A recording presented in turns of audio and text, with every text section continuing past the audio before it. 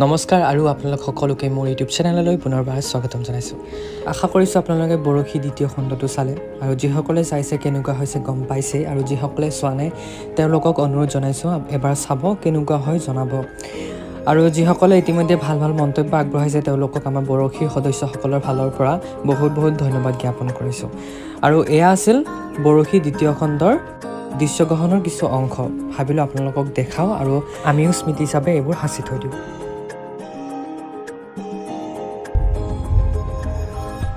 এয়া হৈছে কাব্যশ্ৰী দাস, যিয়ে জোনাকীৰ চৰিত্ৰ ৰূপায়ণ কৰিছিল।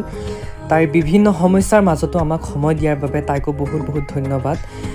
আৰু এয়া প্ৰথম চিন কৰি আহি আমি লোকেশ্যন চেঞ্জ কৰাৰ অৱস্থাত মই এই ভিডিঅ'টো কৰিছিলোঁ, আৰু তাত বহুতো ঢেকীয়া আছিল, সেয়েহে সকলোৱে ঢেকীয়া ছিঙি ছিঙি গৈ আছিল আৰু মই পৰিৱেশৰ মনোৰম দৃশ্য উপভোগ কৰি কৰি গৈ আছিলোঁ। এতিয়া আকৌ পাৰ হৈ বেলেগ এটা লোকেশ্যনলৈ যাম। কিন্তু এটা কথা আপোনালোকে লক্ষ্য কৰিছে চাগে, সকলোৰে হাতে হাতে ঢেকীয়াই দেখা পাব।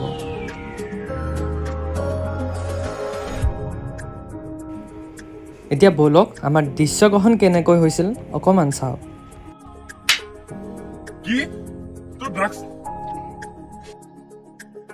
হয়, আমি এনেদৰে চিনবিলাক কৰিছিলোঁ। এনেকুৱা এটা চিন নাছিল যিটো চিনত আমি হহা নাছিলোঁ। প্ৰত্যেকটো চিনতে আৰু 5বাৰ 6বাৰ মান কৰিছিলোঁ। আমাৰ চকু পানী ওলোৱা পৰ্ব চলি আছে। হিৰ কি ক'বা, কিবা এটা কৈ দিয়া, বৰশী আহিছে। আপোনালোকে সকলোৱে চাব, লগতে লাইক, কমেণ্ট এণ্ড ছাবস্ক্ৰাইব কৰিব।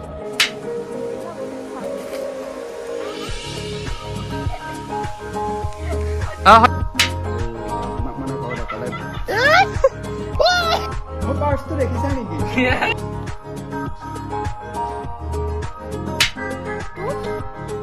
ল'ৰা বুলি ক'বলৈ লাজ লাগিছে। মই আজি এনেকুৱা পৰিস্থিতিৰ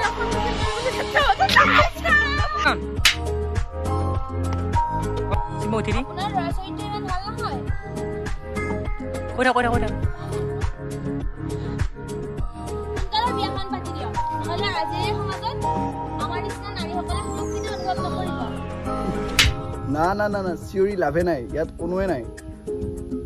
পাহিলো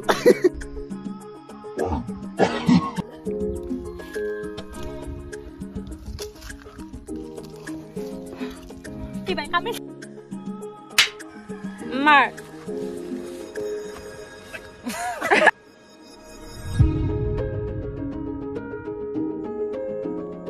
আৰু এয়া আছিল সকলোতকৈ কঠিন দৃশ্যগ্ৰহণৰ সমস্যা।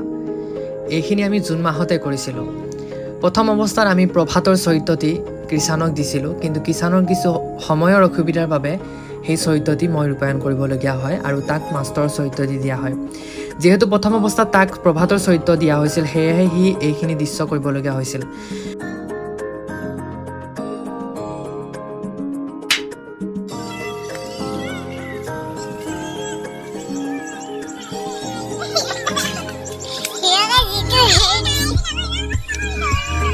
এইটো চিন আমি বহুবাৰ কৰিলোঁ, কাৰণ ইহঁতৰ খুব হাঁহি উঠি আছিল। হাঁহি উঠাৰো কাৰণ আছে। পাৰিলে এইটো চিনত মানুহ আমি বেছিকৈ ল'ব লাগিছিল, কিন্তু য'ত শ্বুটিং কৰিছিলোঁ তাত মানুহৰ সংখ্যা কম আৰু ওচৰত 2 ঘৰ বা 3 ঘৰহে আছিল। তেনেকৈ লগত লৈ যোৱা নাছিলোঁ। যিকেইজন গৈছিলোঁ তেনেকৈ মিলাই কৰিবলগীয়া হৈছিল। মাত্ৰ দেখিছানে 3জন বা 2জনহে থিয় কৰাব লগা হ'ল, সেয়েহে ইহঁতৰ খুব হাঁহি উঠি আছিল। তোমালোকৰ গৰু নাই,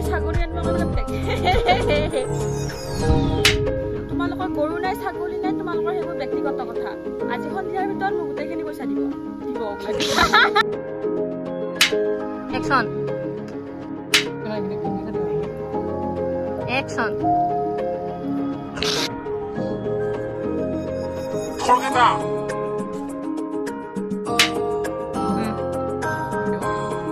আপোনাক পইচাখিনি দিম বুলি গৰু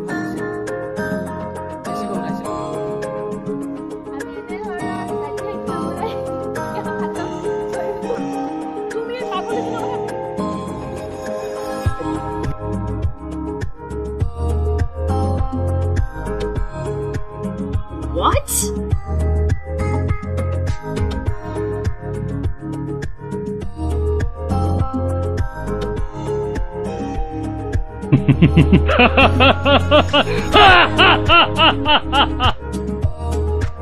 Oh my god.